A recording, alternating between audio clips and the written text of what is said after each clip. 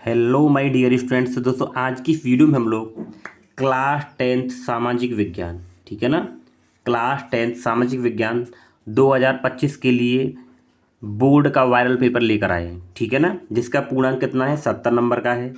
समय आपको 3 घंटे 15 मिनट का मिलेगा, ठीक है ना। इस प्रकार का ही पेपर आपके बोर्ड एग्जाम में आएगा जो 11 मार्च का है, ठीक है ना। तो आप इसको अच्छे से पूरा देखिए और इसके बाद में, ठीक है ना, देखिए लास्ट में आपका ये जो मानचित्र वाला है, ठीक है ना, जो मानचित्र वाले आपके जो 10 नंबर होते हैं वो भी मैं आपको इस वीडियो में यहीं पे करवाऊंगा। आपके 10 नंबर एकदम पक्के हो जाएंगे। ये तो आपको 10 नंबर का मैप आना ही आना है। मैं आपको भरना बताऊंगा किस तरीके से आपको ये भरना है, ठीक। तो सबसे पहले देखिए हम लोग ये देख लेते हैं। आपको ये दिया गया है, देखिए सबसे पहले क्या बहुविकल्पी प्रश्न दिए गए हैं, ठीक है। तो नीचे दिए गए प्रश्नों के प्रत्येक प्रश्न के 4 यानी प्रत्येक यहाँ पे प्रश्न के 4 विकल्प दिए गए हैं। सही विकल्प आपको चुनकर क्या करना है, अपनी OMR में आपको यहाँ पे भरना है, ठीक, जो आपको OMR मिलेगी उसमें। तो देखिए यहाँ पे सबसे पहला हमारा है क्वेश्चन, वियना की संधि कब हुई थी। वियना संधि कब हुई थी? तो दोस्तों ये आपकी हुई थी 1815 ईस्वी में। कब हुई थी? 1815 ईस्वी में। इसका बी आंसर एकदम करेक्ट हो जाएगा, ठीक। और देखिए आप अगर इस तरीके से ये पूरा वीडियो ढंग से देखते हो तो आप लगभग 65 यानी 70 में से नंबर आराम से लेके आ सकते हो, ठीक है। इसके बाद में देखिए हिंद स्वराज पुस्तक, हिंद स्वराज पुस्तक के लेखक कौन है, ठीक। तो हिंद स्वराज पुस्तक के लेखक हैं कौन? Mahatma Gandhi. Option number A एकदम आपका करेक्ट हो जाएगा, ठीक। बिल्कुल बोर्ड का पेपर आपको ऐसा ही मिलेगा, ठीक। फिर आपका देखिए यहाँ पे तीसरा क्वेश्चन है, रिडर पेस्ट का संबंध किससे है, ठीक। ये गलत टाइप था, इसको मैंने सही किया है। रिडर पेस्ट का संबंध किससे है? पेड़ पौधों की बीमारी से, मवेशी की बीमारी से, महामारी से, इनमें से कोई नहीं, ठीक है। तो इसका ऑप्शन नंबर आपका बी एकदम करेक्ट होगा, मवेशी की बीमारी से, ठीक है। इसके बाद में देखिए क्वेश्चन नंबर हमारे पास में चौथा है, गुमास्ता क्या है, ठीक। गुमास्ता क्या है? तो देखिए गुमास्ता क्या है, देखिए एक ब्रिटिश सरकार की नियंत्रण प्रणाली थी जो उन्होंने वेतनभोगी कर्मचारी रखे थे। इसका तो ऑप्शन नंबर क्या है, सी हो जाएगा, वेतनभोगी कर्मचारी। तो इन्होंने क्या था, वेतनभोगी कर्मचारी, कुछ वेतन पर कुछ कर्मचारी रखे थे जो बुनकर जो होते थे, उन बुनकर या ऊन बेचने वाले जो होते थे उन पर क्या करते थे, ये नियंत्रण रखते थे, ठीक है ना, ये था। तो इसका ऑप्शन नंबर आपका क्या होगा, एक सी एकदम करेक्ट होगा, ठीक। इसके बाद में देखिए यहाँ पे प्रश्न नंबर 5 है, गुलामगिरी पुस्तक के लेखक कौन है। देखिए आपको पेपर में पुस्तक लेखक यानी कि यहाँ से 1 या 2 नंबर का ऑब्जेक्टिव जरूर मिलेगा। पुस्तकों के जो लेखक हैं, ठीक है, 1-2 नंबर का प्रश्न अवश्य आपको मिलेगा, ठीक है। तो यहाँ पे देखिए ये पूछा है गुलामगिरी पुस्तक के लेखक कौन है, ठीक। तो पहला ऑप्शन सरदार पटेल, बाकी का ऑप्शन देखिए यहाँ पे आपके पास में ये रहे, महात्मा गांधी, सावित्रीबाई फुले या ज्योतिबा फुले। तो इसका आंसर हो जाएगा डी एकदम करेक्ट, ज्योतिबा फुले, ठीक है। इसके बाद में देखिए श्रीलंका स्वतंत्र राष्ट्र कब बना। ये एकदम आपके वेरी वेरी इंपॉर्टेंट प्रश्न है, श्रीलंका स्वतंत्र राष्ट्र कब बना, ठीक है ना। तो इसका आंसर हो जाएगा आपका 1948, ऑप्शन नंबर बी, ठीक है। आपको देखिए अगर इस तरीके से पूछे तो ये 4 फरवरी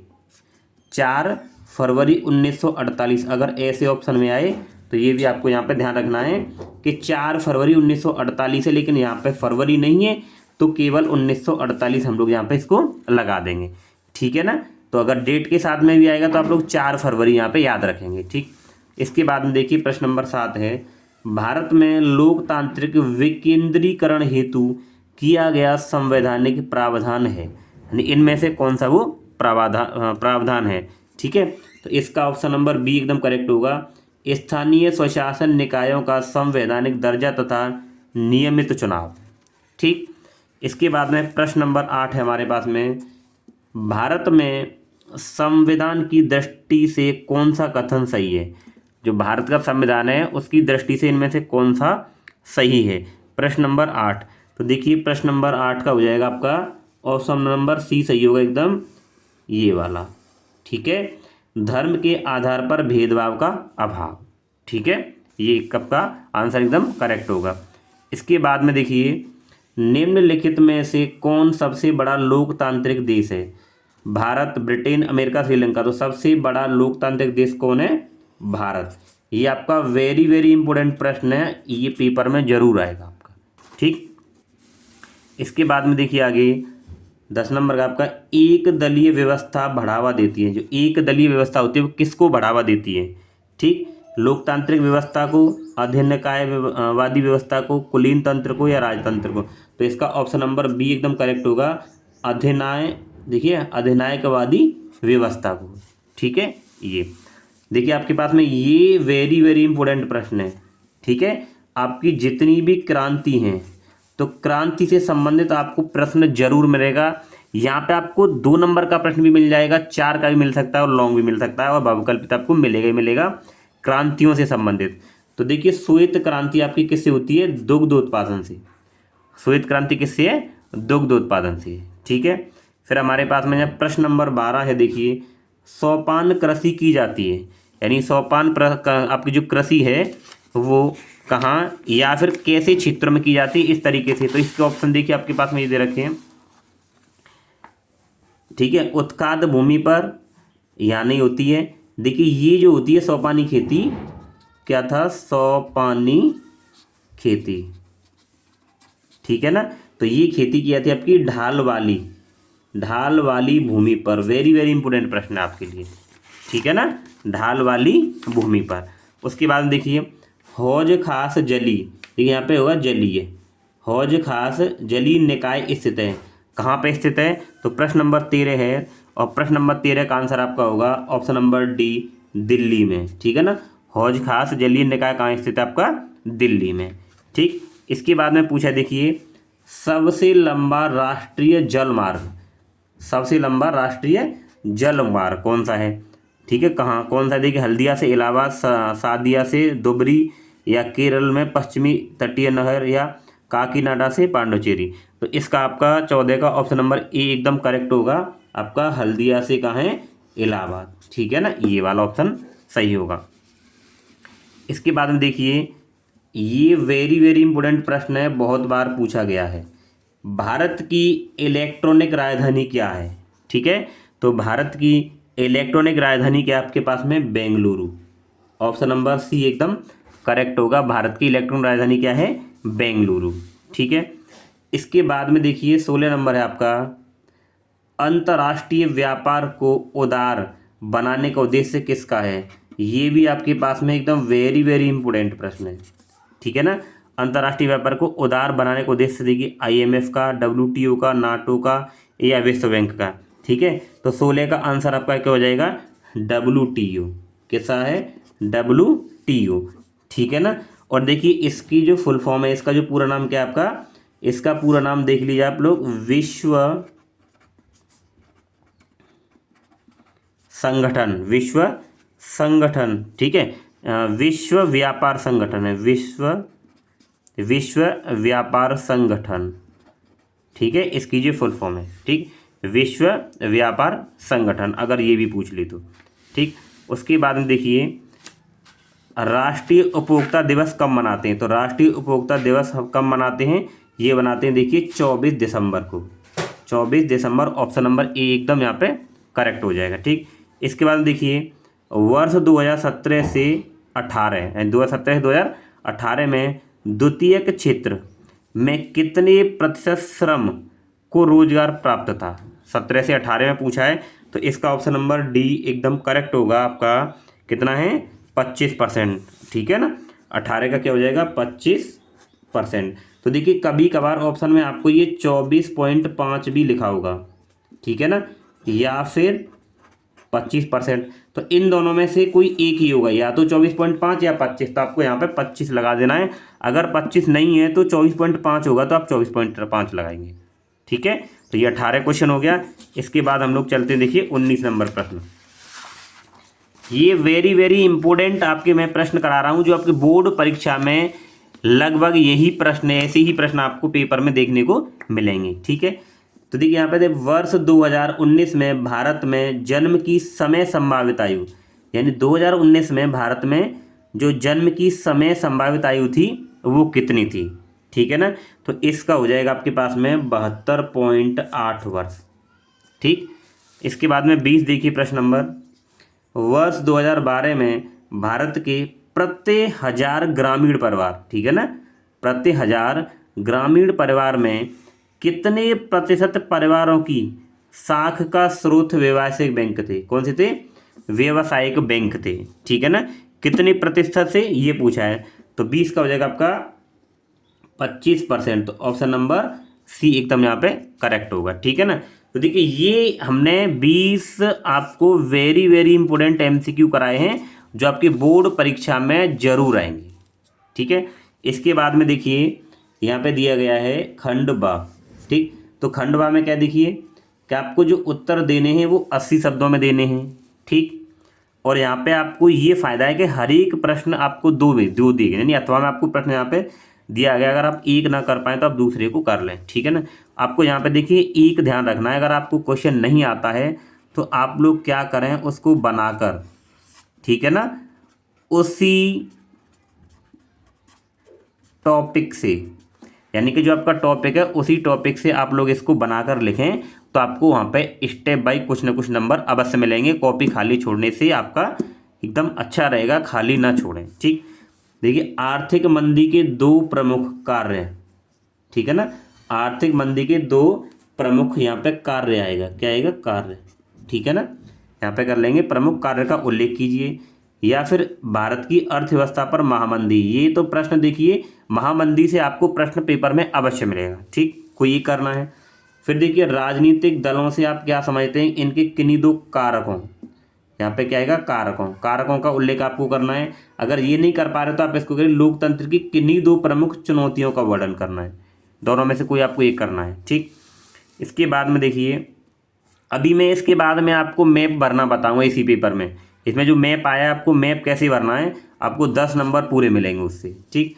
उसके बाद में देखिए औद्योगिक प्रदूषण के नियंत्रण हेतु, देखिए इसको तो आप बिल्कुल ईजिली बना के कर सकते हो। औद्योगिक प्रदूषण की नियंत्रण हेतु विभिन्न उपाय, भाई औद्योगिक इंडस्ट्री वगैरह है, जैसे जैसे रिफाइनरी है, मान लीजिए जो मिल वगैरह जो होती हैं, तो उनसे जो प्रदूषण होता है उसको रोकने का हम क्या क्या उपाय कर सकते हैं, तो आप लोग इसको बिल्कुल ईजिली बना के लिख सकते हो पेपर में, ठीक है। ये पूछा है ऊर्जा के परंपरागत स्रोतों का वर्णन, तो ऊर्जा के जो परंपरागत जो स्रोत होते हैं, ठीक है, जैसे आपके पास में कोयला हो गया, ठीक, आपका पेट्रोलियम हो गया, ठीक है ना। तो ये कैसे हैं, आपके परंपरागत स्रोत हैं, तो इन स्रोतों का यहाँ पे वर्णन, हमें इनके बारे में यहाँ पे क्या सब कुछ यहाँ पे लिखना है, तो इनके बारे में आयु अच्छी तरह आप लिख सकते हो, ठीक। इसके बाद देखिए विदेशी व्यापार से आप क्या समझते हो, भारत की विदेशी व्यापार की अभिनव प्रवृत्तियों को उल्लेख आपको यहाँ पे करना है, ठीक। इसके बाद में क्या देखिए सरकारी स्वामित्व वाले सार्वजनिक क्षेत्र की महत्व को आपको रेखांकित, मतलब आपको वो समझाना है, ठीक। तो ये तो आपके क्या थे, देखिए 80 शब्दों में आपको इसको आंसर यहाँ पे देना है। इसके बाद में देखिए आपको यहाँ पर जो प्रश्न मिलेगा वो आपको 150 शब्दों में उसका आंसर देना है। तो यहाँ भी देखिए यूरोप में राष्ट्रवाद, तो राष्ट्रवाद से आपको क्वेश्चन अवश्य मिलेगा 4 नंबर में या 6 नंबर में, ठीक है ना, राष्ट्रवाद से, ठीक है। फिर देखिए भारतीय राष्ट्रीय में महात्मा गांधी द्वारा चलाई गई 3 प्रमुख आंदोलन, यानी कि महात्मा गांधी के 3 प्रमुख आंदोलन, उन पर आपको प्रकाश डालना है, मतलब उसको उसके बारे में आपको यहाँ पे लिखना है, ठीक है। इसके बाद में देखिए यहाँ पे और भी देखिए 6 नंबर वाले जो प्रश्न हैं, नवीकरणीय योग्य एवं पुण्य चक्रीय संसाधन को आपको परिभाषित करना है, ठीक।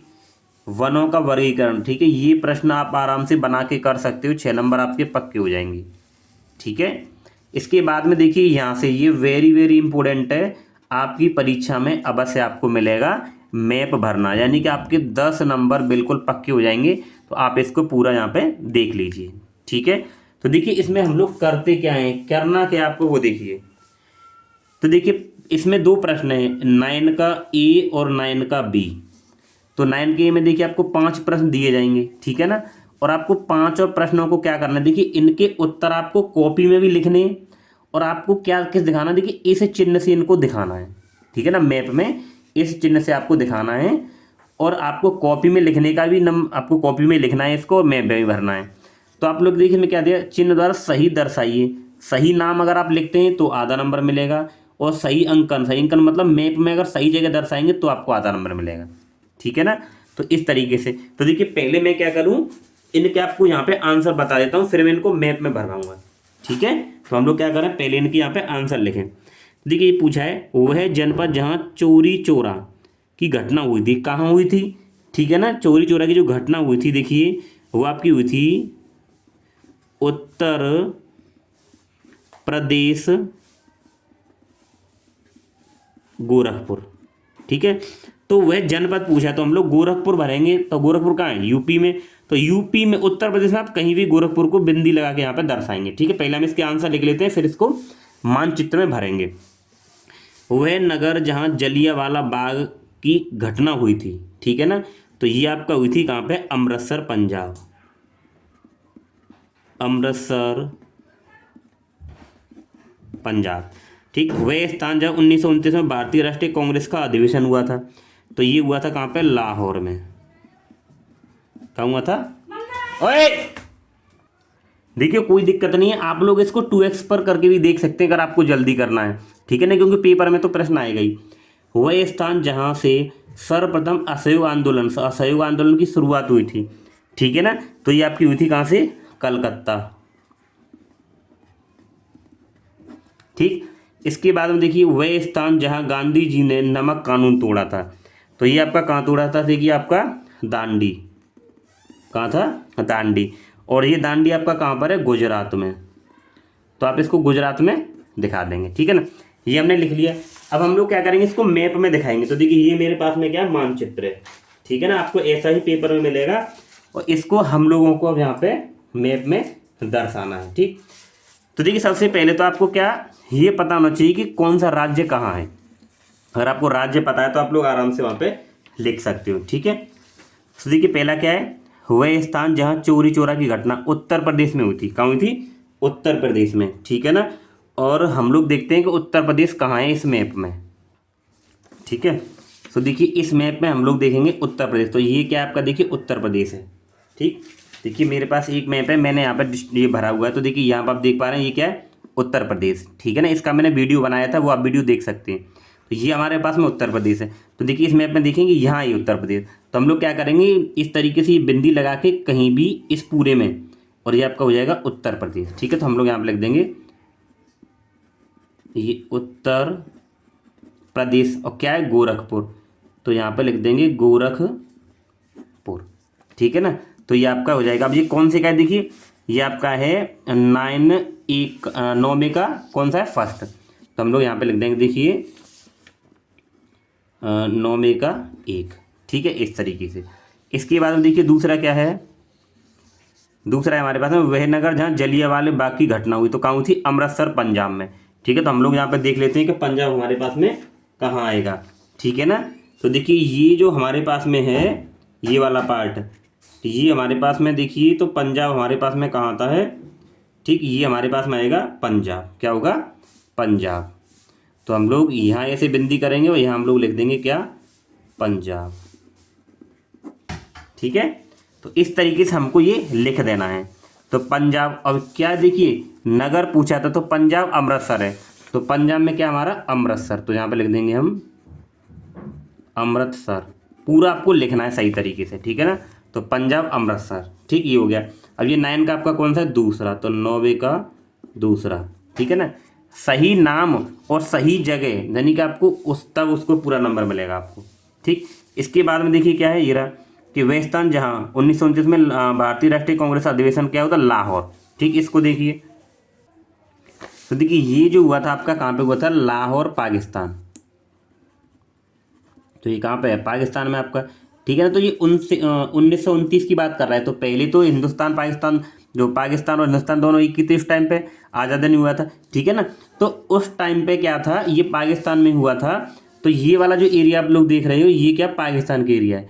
तो इसमें आप इसको कहीं भी, जैसे मान लीजिए यहाँ, ठीक है ना, तो आप लोग इसको यहाँ दिखा सकते हो लाहौर, ये पाकिस्तान का एरिया इधर। तो ये आपके पास में क्या, लाहौर, ठीक है ना। तो आपका ये क्या है, 9 में का तीसरा, ठीक है। इस तरीके से आपको ये करना है। इसके बाद देखिए यहाँ पे पूछा गया है वह स्थान जहाँ सर्वप्रथम असहयोग आंदोलन कहाँ से हुआ था, कलकत्ता से। कहाँ से हुआ था, कलकत्ता, ठीक है। तो अब ये देखिए कलकत्ता, देखिए ये हुआ था आपका कहाँ पे, कलकत्ता। तो कलकत्ता कहाँ है, पश्चिम बंगाल। तो देखिए आपके पास मैप में देखेंगे ये है आपका पश्चिम बंगाल। तो यहाँ हम इसको कहीं भी यहाँ बिंदी से दर्शा देंगे, यहाँ लिख देंगे कलकत्ता, ठीक है। ये हो गया। तो ये 9 का कौन सा आपका 4 नंबर, ठीक। इसके बाद देखिए वह स्थान जहाँ गांधी नमक कानून तोड़ा, दांडी यानी कि गुजरात में। तो गुजरात में हम लोग इसको दिखा देंगे 5वें को, ठीक है ना। तो आपके पास में देखिए गुजरात कहाँ है, यहाँ है।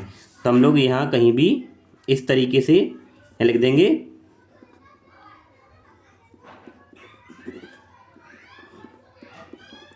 दांडी गुजरात,